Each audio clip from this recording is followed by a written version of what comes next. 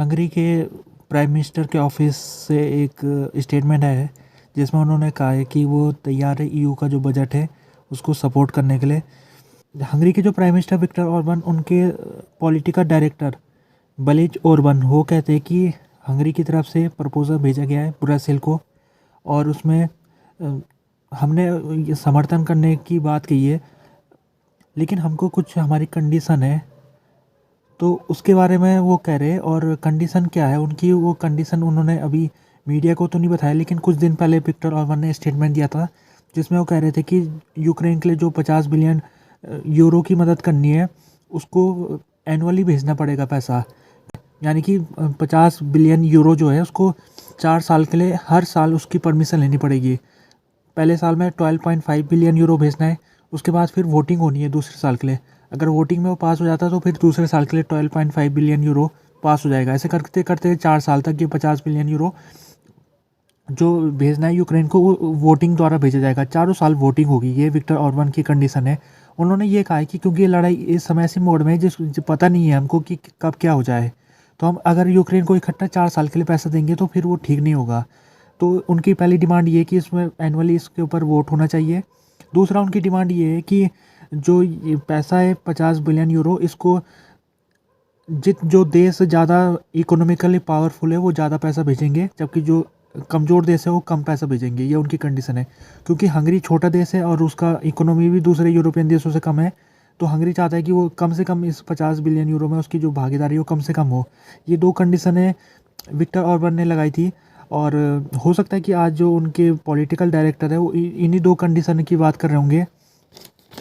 अभी financial times में एक डॉक्यूमेंट लीक हो गया था, उसमें यूरोपियन यूनियन का जो ऑफिस है ब्रसेल में, वहाँ के कुछ डिप्लोमेट ने ये डॉक्यूमेंट लिखा था जिसको न्यूज़पेपर में लीक हो गया। इस डॉक्यूमेंट में दिख ही रहा है कि यूरोपियन यूनियन के जो डिप्लोमेट है वो ब्लैकमेल करने की कोशिश कर रहे हैं हंगरी को।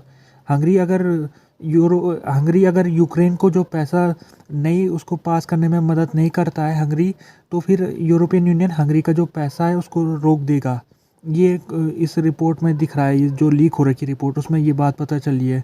क्योंकि हंगरी का इस समय काफ़ी पैसे उसका फ्रीज कर रखा है यूरोपियन यूनियन ने, तो यही पैसा का अभी यूरोपियन यूनियन इस पैसे का इस्तेमाल करके हंगरी को ज़बरदस्ती मनाने की कोशिश कर रही है यूक्रेन को सपोर्ट कराने के लिए।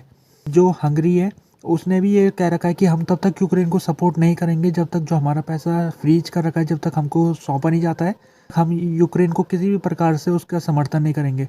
और ऐसा हुआ भी था। अब दिसंबर में जब मीटिंग हुई थी तो दिसंबर की मीटिंग में हंगरी ने जब यूक्रेन को यूरोपियन यूनियन का सदस्य बनाने के एग्रीमेंट किया जा रहा था तो उस समय हंगरी ने उसका समर्थन करने से मना कर दिया था और हंगरी के प्राइम मिनिस्टर ने ब्लैकमेल करने की कोशिश की थी यूरोपियन यूनियन को। लेकिन उसी दिसंबर की मीटिंग में उन्होंने दूसरा जो यूक्रेन को फंडिंग के ऊपर जो बिल था उसका उन्होंने समर्थन नहीं किया।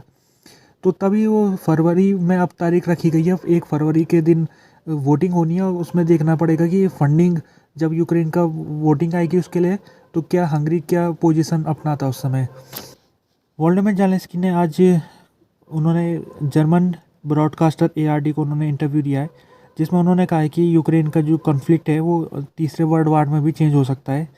उन्होंने ये इसलिए कहा क्योंकि अगर रसिया किसी नेटो कंट्री के ऊपर अटैक करता है तो फिर वो नेटो के ऊपर हमला होगा, तो सभी देश नेटो जितने नेटो के सदस्य हैं सबके ऊपर हमला माना जाएगा और फिर तीसरा विश्व युद्ध शुरू होने के लगभग चांसेस बन जाएंगे।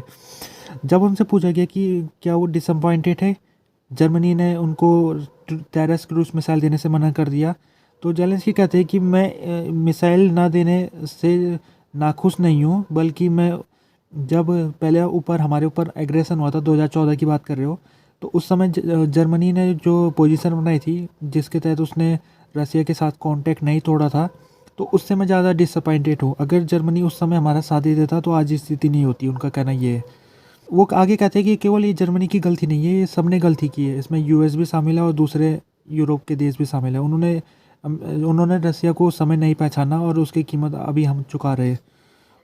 उनसे आगे पूछा गया कि US के बारे में उनसे पूछा गया, US में यूक्रेन को लेकर उनसे सवाल पूछा गया, तो ज़ेलेंस्की ने कहा यूक्रेन का जो सपोर्ट यूएस में है वो पॉलिटिकल डिवाइड से ऊपर उठ के है, यानी कि हर पार्टी यूक्रेन को सपोर्ट करती है, चाहे वो रिपब्लिकन हो या डेमोक्रेटिक हो। बस फ़र्क ये है कि कुछ रिपब्लिकन पार्टी के कुछ सदस्य हैं जो यूक्रेन के खिलाफ हो गए हैं, लेकिन जो मेजोरिटी रिपब्लिकन पार्टी है वो अभी भी यूक्रेन को सपोर्ट कर रही है। उनसे जब डोनाल्ड ट्रंप के बारे में पूछा गया, अगर डोनाल्ड ट्रंप राष्ट्रपति बन जाते हैं अमेरिका के, तो क्या यूक्रेन के ऊपर संबंधों में कुछ चेंजेस आएंगे अमेरिका के साथ?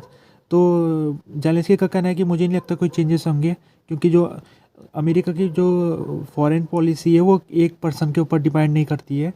तो उनका कहना है कि अगर डोनाल्ड ट्रंप आ भी जाते हैं, राष्ट्रपति वो बन भी जाते हैं, तभी भी यूक्रेन का जो समर्थन अमेरिका कर रहा है वो आगे भी चलता रहेगा।